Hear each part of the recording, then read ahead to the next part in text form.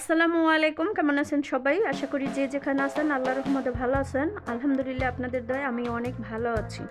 তো যে কোনো সমস্যার কারণে অনেক দিন ধরে কোনো ভিডিও ছাড়তে পারি নাই, তো রেগুলার যারা আমাদেরকে ফলো করেন তাদের কাছে ক্ষমা চাচ্ছি। আজ কিন্তু আপনাদের স্পেশাল মজার একটি রেসিপি দেখাবো। আর কি রেসিপি দেখাবো তা কিন্তু এতক্ষণে অনেকেই বুঝে ফেলেছেন যে কি রেসিপি আজকে দেখাবো। তো আজ আমি যেই স্পেশাল রেসিপি বানাবো, আমার মতো করে এইভাবে স্পেশালভাবে কেউ বানাইছেন কিনা আমি জানি না, অবশ্যই পুরো ভিডিওটা ফলো করবেন। তো আজ আমি স্পেশাল মালাই কেক বানাবো। আর মালাই কেক বানানোর জন্য কিন্তু প্রথমেই আমি আপনাদেরকে কাঠবাদাম আর পেস্তা বাদাম দেখাইছি। এখানে 20 গ্রাম নিয়েছি, দুইটা মিলিয়ে। তো 1 ঘন্টার জন্য এটা ভিজিয়ে রেখে দিয়েছি। আর এখানে মালাই কেক বানানোর জন্য 6টা ডিম নিয়েছি। আর ডিমগুলো এখন আমি একটু ভেঙে কুসুমগুলো আলাদা করে নিব আর সাদা অংশটা আলাদা করে নিব। কুসুমগুলো আর সাদা অংশটা আলাদা করে নিছি। এবার যে সাদা অংশটা নিয়েছি সেটা আমি একটু বিট করে নিব। আর কিছুক্ষণ বিট করা হয়ে গেলে দিয়ে দিব চিনি। এখানে আমি 1 কাপ পরিমাণ চিনি দিয়েছি 6টা ডিমের ভিতরে। তো মিষ্টি এখানে কিন্তু আপনারা কমাইয়া অথবা বাড়াইয়া দিতে পারেন, আপনারা যেভাবে পছন্দ করেন। চিনি আর ডিমের সাদা অংশটা দিয়ে একটা ফোম তৈরি করে নিয়েছি। এবার যেই কুসুমগুলো বাকি ছিল সেটাও দিয়ে দিলাম। এবারে দিয়ে দিব 2 চা চামচ ঘি। আর এই মালাই কেকের ভিতরে ঘি দিলে কিন্তু খুবই মজা লাগে মালাই কেকটা খেতে। তবে আপনারা যদি কেউ ঘি না দিতে চান সেই ক্ষেত্রে কিন্তু রেগুলার রান্নার চাউমিন তেলটাও দিতে পারেন। তো আরও 3-4 মিনিট আমি এইভাবে করে বিট করে নিব।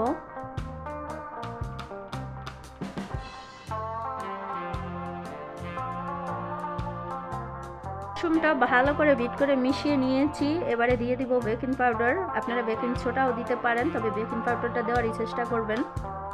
এখানে আমি 1 চা চামচ বেকিং পাউডার দিয়ে দিলাম। আর দিয়ে দিলাম 1 কাপ পরিমাণ ময়দা। আর ময়দার পরিবর্তে আপনারা আটাও চাইলে দিতে পারেন। এবারে ময়দা ভালো করে আমি এইভাবে আস্তে আস্তে করে মিশিয়ে নিব।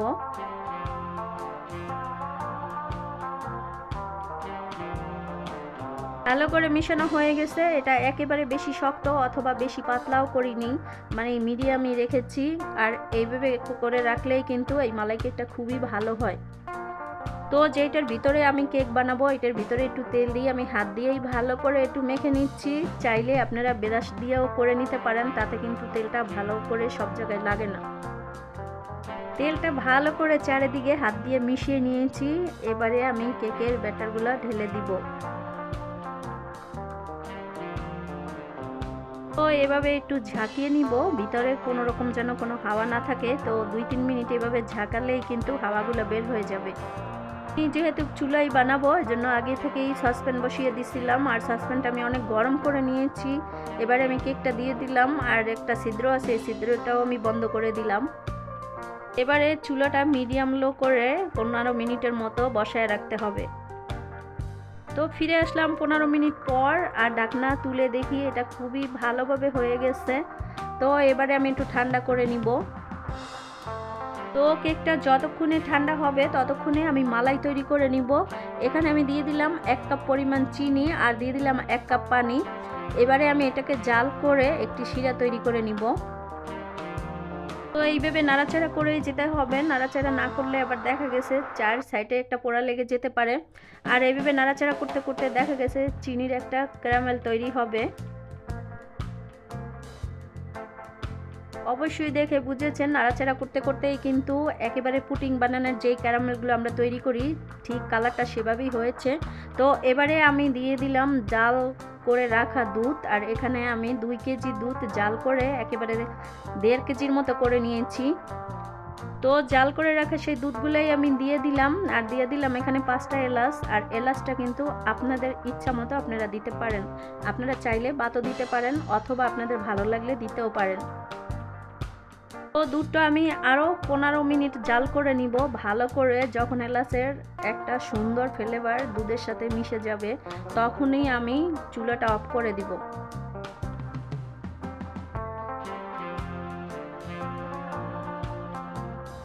জাল করতে করতে দেখবেন সুন্দর এরকম মালাইয়ের একটা কালার চলে আসছে। আর এরকম কালার যখনই চলে আসবে তখনই চুলাটা অফ করে দিতে হবে।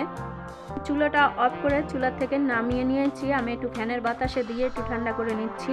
এটা একেবারে পুরো ঠান্ডা করা যাবে না, হালকা হালকা কুসুম কুসুম যখন গরম থাকবে তখনই কিন্তু কেকের ভিতরে দিয়ে দিতে হবে। তো আমি একটু নাড়াচাড়া করে নিচ্ছি। এদিকে যেই বাদামগুলো আমি প্রথমে ভিজিয়ে রেখেছিলাম, এগুলোর ছিলকাগুলো আমি একটু ছিলে ফেলে দিছি। এবারে এগুলো পাটায় একটু ছেঁচে নিব। কেকটা পুরোপুরি ঠান্ডা হয়ে গেছে, আমি বড় একটি প্লেটে ঢেলে নিলাম। এই কেকটা যে কতটা সফট আর কতটা সুন্দর হয়েছে এটা আপনারা দেখে অবশ্যই বুঝেছেন। এবারে আমি কেকগুলোকে একেবারে পিস পিস করে কেটে নিব। তবে আমি যেভাবে করে কেটে নিচ্ছি আপনারা চাইলে আরও ছোট ছোট পিস করতে পারেন।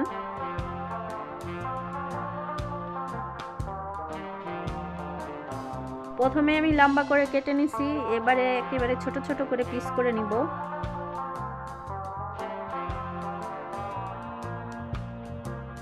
সব পিসগুলো করা হয়ে গেছে। এবারে আমি যেই বাটির ভিতরে কেক বানিয়েছি সেই বাটির ভিতরেই আমি সব কেকগুলো সাজিয়ে নিব। এই বাটিতে কেকগুলো সাজিয়ে মালাইটা ঢেলে দিলে ফ্রিজে রাখতে কিন্তু খুবই সুবিধা হবে। তো সব কেকগুলো আমি সাজিয়ে নিয়েছি। এবার যেই মালাইগুলো তৈরি করে রেখেছিলাম সেই মালাইগুলোও এখন দিয়ে দিলাম।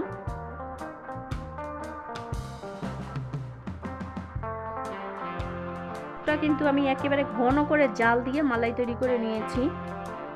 তো সম্পূর্ণ দুধটা দেওয়া হয়ে গেছে। এবারে যেই বাদামগুলো আমি একটু পাটায় ছেঁচে নিয়েছিলাম এই বাদামগুলো আমি উপরে উপরে দিয়ে দিলাম। এতে কিন্তু দেখতেও সুন্দর লাগে আর এই মালাই কেকটা খেতেও খুবই মজা লাগে। খুবই সহজে হয়ে গেল মালাই কেক। এইভাবে মালাই কেক তৈরি করে বাসায় যখন নতুন কোনো গেস্ট আসবে অথবা বাসাতে কোনো বড় ধরনের অনুষ্ঠান হলে আপনারা এই মালাই কেকটা বানিয়ে মেহমানকেও দিতে পারেন অথবা যে কোনো অনুষ্ঠানের জন্য বানিয়ে নিতে পারেন। এটা কতটা সফট আর কতটা সুন্দর হয়েছে আমি একটু পরিবেশন করে দেখিয়ে দিচ্ছি। এই মালাই কেকটা যে এতটাই মজার আপনাদেরকে বলে বোঝাতে পারবো না। আপনারা এখনও এইভাবে যারা যারা বানান নাই তারা অবশ্যই বানিয়ে খাবেন, এটা খুবই মজার। তো এটা দেখে বুঝেছেন অবশ্যই কতটা সফট আর কতটা সুন্দর হয়েছে। আজকের মালাই কেক যদি ভালো লেগে থাকে অবশ্যই লাইক কমেন্ট করতে ভুলবেন না। আজ এই পর্যন্তই, আল্লাহ হাফেজ।